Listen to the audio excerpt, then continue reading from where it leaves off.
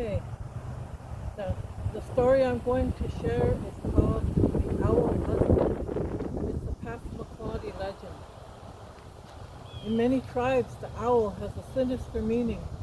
In the Northwest, the owl calls out the names of men and women who will die soon. Amongst the Lakota Piha, the owl guards the entrance to the Milky Way, over which the souls of the dead must pass to reach the spirit land.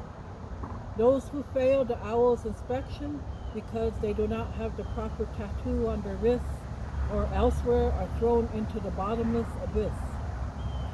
Among some nations, on the other hand, the owl is a wise and friendly spirit, an advisor and warning giver. The Passamaquoddy tale depicts the owl as having true love medicine and a magic love flute, powers that the plains people attribute to the elk. A man and his wife lived at the edge of their village near a stream. They had a beautiful daughter whom many young men wished to marry. But she was proud. No suitor pleased her. Her father, caught between his daughter's haughtiness and the rejected suitor's anger, hoped to appease both by promising to give his daughter to the man who could make the embers of his hearth blaze up by spitting on it. Naturally, since spitting tends to put a fire out rather than kindle it, none of the young men succeeded. There lived in the village an old woman who many suspected of possessing evil powers, and their suspicions were well-rounded. In reality, she was an owl in disguise, and her nephew, the great horned owl, ruled the whole tribe of these bad and scheming birds. Because he wanted the haughty girl for his wife, he assumed the shape of a good-looking young hunter and went to his aunt for help. "Here," she said, and gave him a magic potion to drink. "This will enable you to fulfill that old man's condition." The handsome young hunter went at once to the lodge where the girl lived. He found her father entertaining the tribal elders, among them the chief of the village. "Old man," said the owl in disguise, "it is true." "Old man," said the owl in disguise, "is it true that you will give me your daughter if I can make our fire blaze up by spitting on these hot ashes?" "Certainly, young man," said the father. "If you can do that, I will indeed let you have her." The suitor spit on the glowing embers, which immediately blazed into a mighty flame, reaching to the ceiling of the lodge, shooting up through the smoke hole, thrusting far into the sky. Since the girl could not refuse after her father had made his promise in front of the elders and the chief, the hunter seized her by the hand and took her with him to his lodge. There her owl husband spread out soft bear robes for her and did all a young bridegroom should do for a beloved wife. When the girl woke up after her first night as a married woman, she gazed at her sleeping husband and discovered something awful. His ears stuck up from his long, thick black hair, and his yellowish eyes, which he kept half open even in sleep, had pupils that contracted at intervals into narrow slits.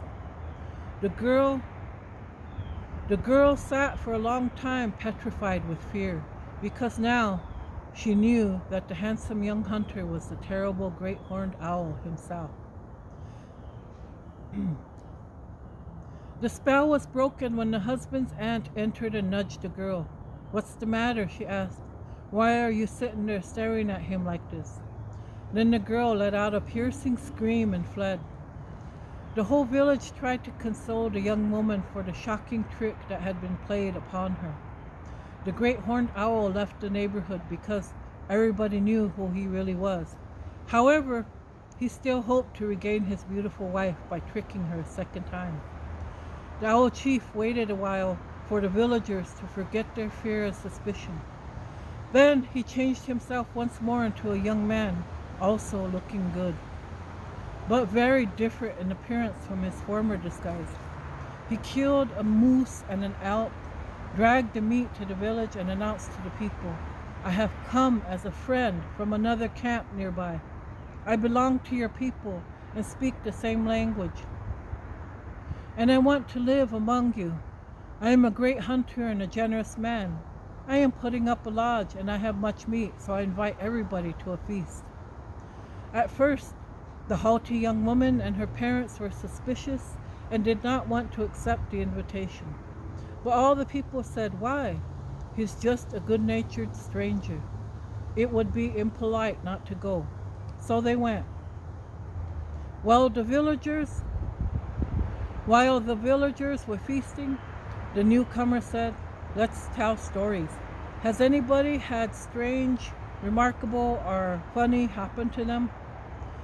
When it was the proud girl's turn, she looked straight at the host and said, "My story must be told in a whisper, so in order to hear it, you must put all your hair back and uncover your ears." The guest smiled and did as she said, but the host did not. "My hearing is keen," he told her. "I can understand a whisper at a great distance. I don't need to uncover my ears." But everyone laughed and called, "Uncover them, uncover them." "I'm your host," he replied. "You're being rude and impolite. Stop making all that noise." But they cried even louder, "Uncover them, uncover them." As the host grew very angry and shouted, "All right, here, look." Throwing back his hair, he uncovered ears that were standing up like horns. With cries of terror, the guests rushed out of the lodge. The great horned owl's aunt was as angry as he. "This young wife of yours is far too clever," she told him. "We must make something to outwit her."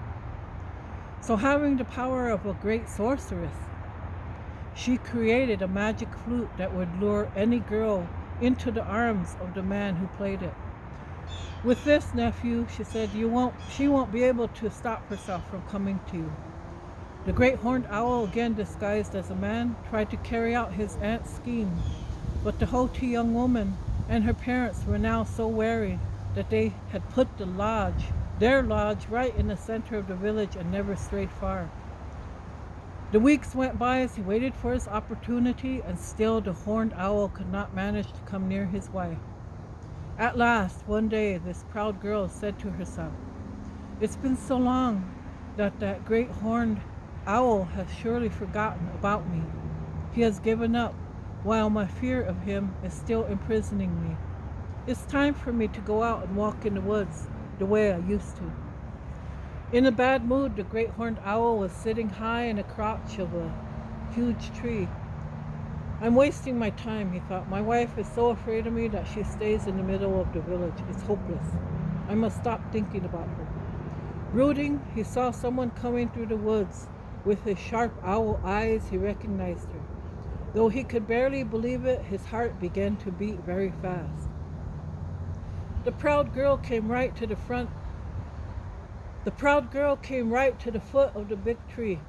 Unaware of her husband's presence, she sat down and said to herself, "How good to be out in the forest again, without feeling afraid. How I enjoy this." Then she heard some sweet sounds that soon formed into a wonderful song, magical, alluring, bewitching. She abandoned herself to the sound of the flute. I can never resist the player who makes this wonderful music," she thought. Then the great horned owl swooped softly down upon her, seizing her gently in his huge talons, carrying her off to the village of owls. There they lived as man and wife, and the haughty girl eventually became used to being married to the great horned owl.